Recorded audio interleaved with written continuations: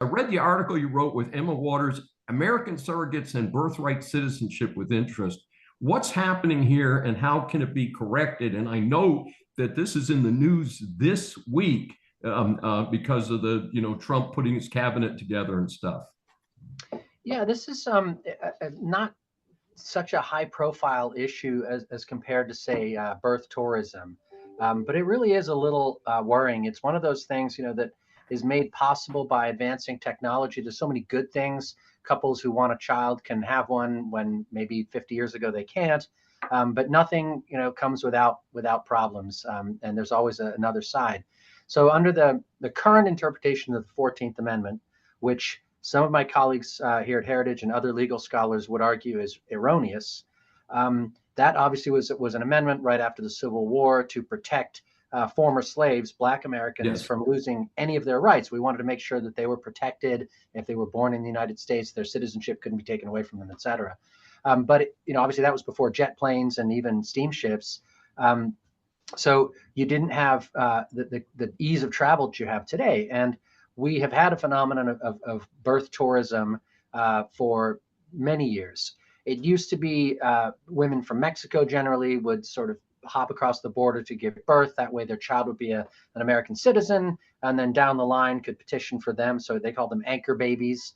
Sometimes it was just because the hospital was better, and it wasn't always a negative or at least a self-interested reason.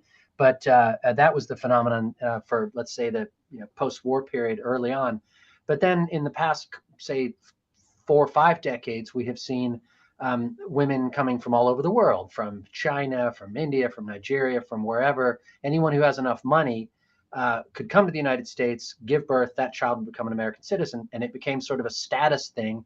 And then you had companies setting up packages. You've got Chinese companies in California that will give a whole soup to nuts package for women from China. They can fly into the country, put them up in a nice hotel, go to Disneyland, shopping trips, massages, whatever, give birth, and whenever you're ready to go home, you go home with your newly minted American citizen child. Well, that child may have absolutely no connection to the United States. Their family may never pay taxes, may never be involved in the community or volunteer for, the military or the fire department or anything. But yet, at least for that child, they're a citizen for life. It doesn't necessarily pass on to their children, but that's a sort of complicated citizenship law. And the problem with where it sort of collides with the IVF world is that technology is so good today that you can have a couple, say, could be 2 men, 2 women, a man and a woman of any age, whatever, arrange with an American or a person resident in America, a woman.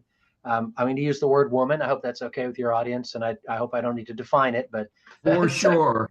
So someone who is capable of conceiving and bearing children.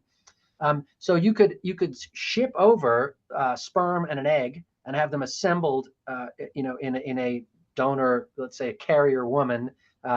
You could have a woman be inseminated with. I mean, there are all kinds of different possibilities.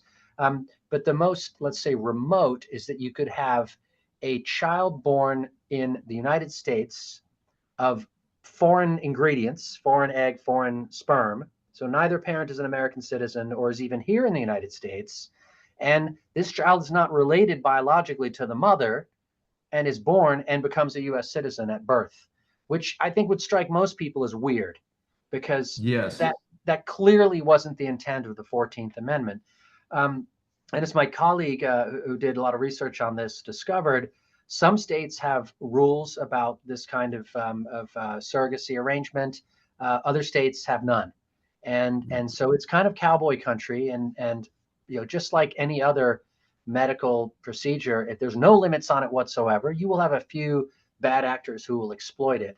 And it seems like a loophole that should be closed, at least to us, that it shouldn't be possible for 2 foreign nationals to conceive a foreign national child in the United States that then acquires all of the benefits of U.S. citizenship, but with absolutely no roots in the United States or even to an American.